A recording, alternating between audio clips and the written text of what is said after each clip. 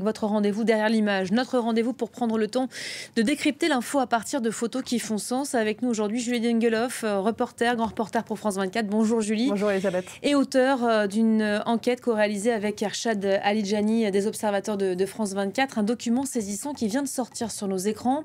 Investigation qui nous conduit en Iran. Vous allez comprendre dans quelques instants. Tout est parti, Julie, d'un petit objet, on le voit à l'écran, qui vous a été adressé il y a 2 ans. Racontez-nous.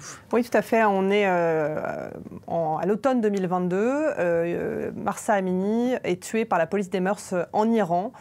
Et s'ensuivent des manifestations partout dans le pays. Et cette photo que vous voyez là, elle a été envoyée par un manifestant de la ville de Yazd en Iran. Donc ce n'est pas moi qui l'ai prise, on nous l'a envoyée.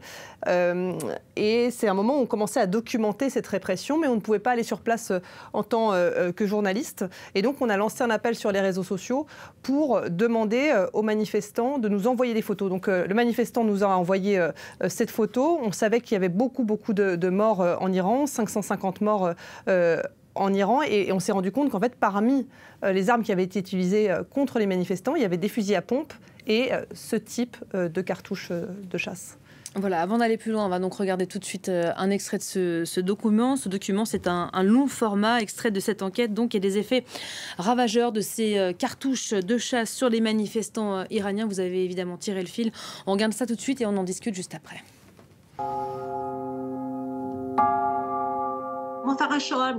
Nous ne faisions que scander des slogans. Nous n'avons détruit aucun bien public, fait de mal à personne. Nous ne faisions que chanter. Et au bout de 15 minutes, les policiers sont arrivés sur la place centrale. Ils ont commencé à tirer.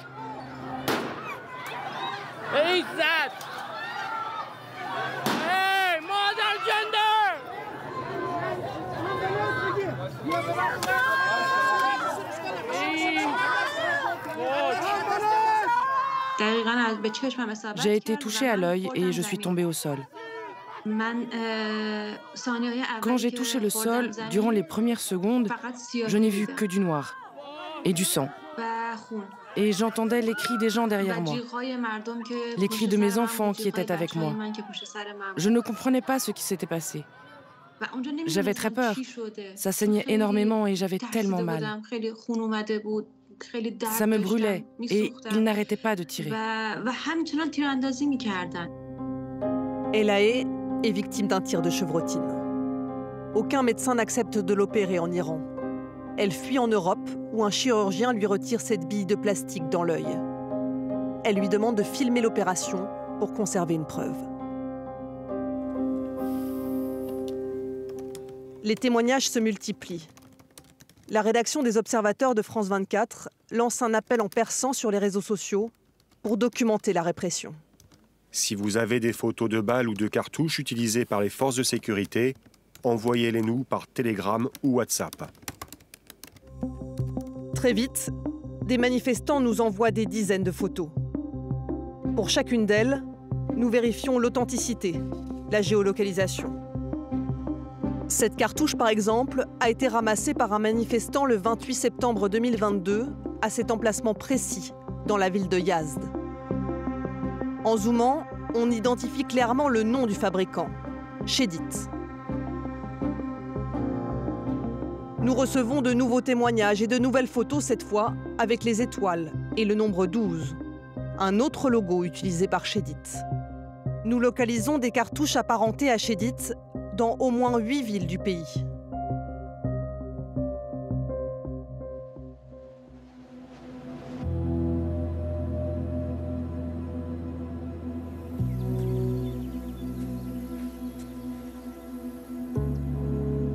Shedit, c'est la star des cartouches de chasse. Elle produit 1 milliard de pièces par an qu'elle vend dans le monde entier.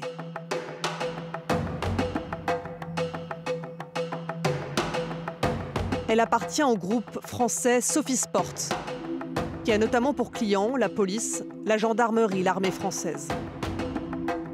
Sophisport est dirigé par Gilles Roquia. Il est filmé ici en 2017 avec Jean-Yves Le Drian, alors ministre de la Défense, lors de la création d'une filière de petit calibre en France. Il me semblait que le chemin qui sépare la munition de chasse de la munition militaire n'était peut-être pas, franchement, infranchissable. Gilles Roquia, c'est le premier que nous avons contacté pour l'interroger sur la présence de munitions chédites en Iran. Bonjour, je me permets de vous contacter car j'aimerais être mise en relation avec monsieur Gilles Roquia, s'il vous plaît. C'était quel sujet? Je vous remercie, je transmets votre message à monsieur Roquia. Passez une bonne journée. Par téléphone, par email, pendant des mois, nous avons tenté de joindre Gilles Roquia, ses proches collaborateurs, sans succès. Alors voilà, Julie, vous vous rendez donc compte qu'il y a bien des cartouches chédites en Iran, et après, que se passe-t-il ? Donc on commence à enquêter sur cette entreprise. Évidemment, on les contacte pour essayer de leur demander des explications.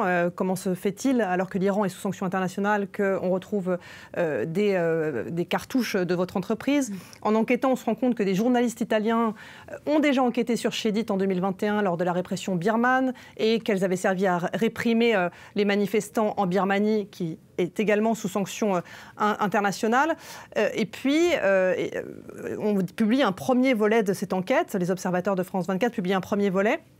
Et les ONG de droits de l'homme iraniennes s'en emparent, contactent les autorités françaises. Et nous, on décide en fait de tirer le fil, de continuer à enquêter. Les autorités françaises nous disent qu'elles vont lancer une investigation pour savoir s'il y a eu ou non un détournement de l'embargo. Et donc, en creusant un peu, nous, on va notamment sur les forums de chasse iraniens. Et là, on se rend compte qu'en fait, ces cartouches chédites, donc, qui sont très identifiables grâce à leur logo, eh bien, les chasseurs iraniens en parlent beaucoup, et ce, malgré la mise en place de l'embargo sur l'Union européenne en 2011. Donc, on creuse encore, et puis sur ces forums de chasse iraniens, on se rend compte également que les Iraniens parlent souvent de cartouches qui ont été transférées via la Turquie. Donc on commence à se dire, est-ce que c'est possible que Chédit ait envoyé ces cartouches en Turquie et qu'ensuite, via la Turquie, elles aient transité en Iran. Donc on analyse la base de données des Nations Unies et là on se rend compte que le pays qui vend de très très très loin le plus de cartouches de chasse à l'Iran, c'est la Turquie. Et donc évidemment on commence à creuser pour essayer qui peut être le partenaire turc de Chédit. Et donc du coup, qu'est-ce que vous découvrez sur cette société turque ?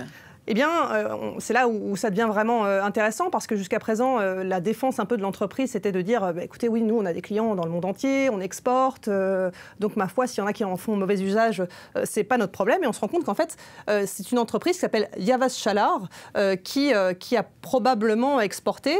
Et ce qui est intéressant, c'est de voir que Yavaz Shalar, voilà, il y a le nom de Chédit sur ces boîtes et qu'ils ont le même logo, le dragon, mais inversé. Et puis on commence à creuser encore davantage en se disant c'est quand même étrange ces liens entre Chédit et Yavaz Shalar. Et là on se rend compte en creusant sur le registre des sociétés turques qu'en réalité Yavaz Shalar et Chédit, c'est pas simplement qu'ils ont un lien commercial, c'est que Chédit Italie et Chédit France détiennent 50% de Yavaz Shalar. Et que des membres de la direction du groupe auquel appartient Chédit sont membres du conseil d'administration de Yavaz Shalar. Et on parle aussi avec un ancien dirigeant de Yavaz Shalar qui nous dit, ça c'est pas forcément dans le reportage, mais qui nous explique en off, il nous dit écoutez, en fait, moi j'ai bien reçu des demandes de l'Iran et de la Birmanie pour exporter des cartouches, j'ai reçu un accord du gouvernement turc, mais il nous dit aussi non, mais je ne l'ai pas fait. Après, en enquêtant davantage encore sur Yavaz Shalar, on se rend compte que leur entreprise a été épinglée par les Nations Unies pour avoir brisé l'embargo sur les armes en Libye. Alors évidemment, tout ça pose énormément de questions.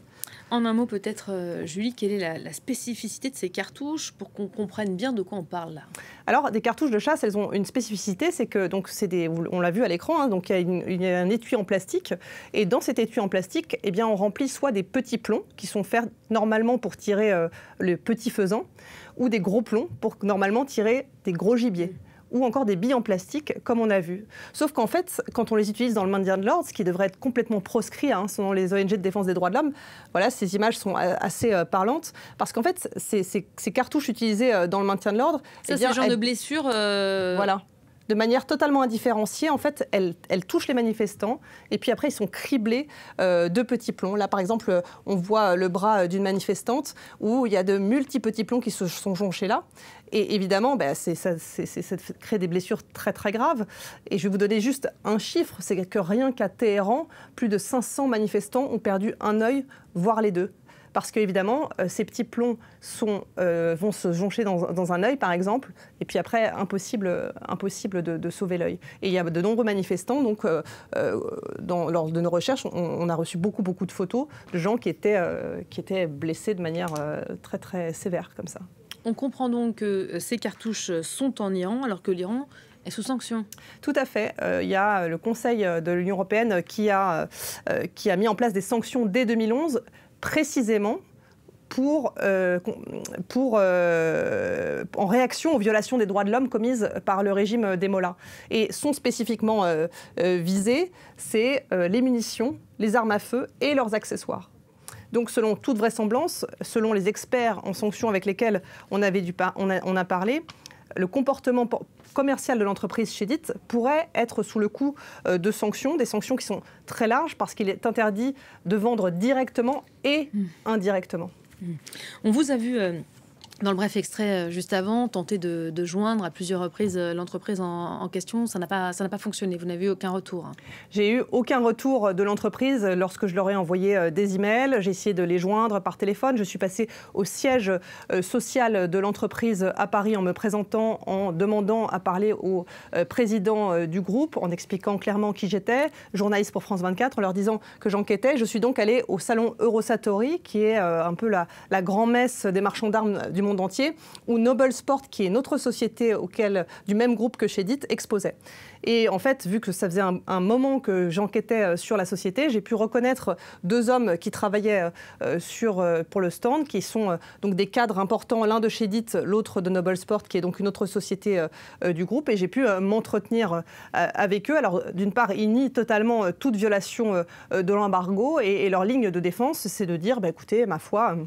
Nous, on exporte du matériel civil, ce n'est que du maintien de l'ordre avec des petites billes en caoutchouc et notamment une phrase qui a marqué plusieurs personnes et notamment des gens, des défenseurs des droits de l'homme avec qui j'ai pu m'entretenir, c'est on ne vend pas l'arme nucléaire, on ne vend pas des obus de 155, mais eux, ils restent sur la ligne de défense, nous n'avons violé aucune règle, on a fait de l'exportation vers la Turquie, on avait une licence d'exportation, ils avaient une licence d'importation, tout va bien. Les autorités françaises dans tout cela, qu'est-ce qu'elles en disent ? Écoutez, quand j'ai parlé à ces hommes de Shedit, ils m'ont dit vous n'avez qu'à voir les autorités françaises parce que c'est eux, ils savent tout. Lorsqu'on a sorti le premier volet de l'enquête en 2022, des ONG de défense des droits de l'homme iraniennes s'étaient emparées du sujet et avaient sollicité les autorités françaises pour demander des explications. Pourquoi des munitions franco-italiennes se retrouvaient-elles en Iran ? Nous avions nous-mêmes sollicité les autorités, et notamment le ministère des Affaires étrangères, qui nous avait dit qu'ils allaient lancer des investigations afin de savoir s'il y avait eu un détournement de l'embargo. Et donc évidemment, lorsqu'on a continué à creuser l'enquête, on a essayé de leur demander davantage d'explications pour savoir si en effet une investigation avait eu lieu et si ils pouvaient nous en donner le résultat. Mais ça a été très très compliqué. Soit on m'a dit que c'était trop sensible, soit on s'est contenté de me dire que la France ne violait aucune règle internationale. Merci beaucoup Julie. Reportage donc long format, enquête à retrouver évidemment sur nos réseaux et notre site internet www.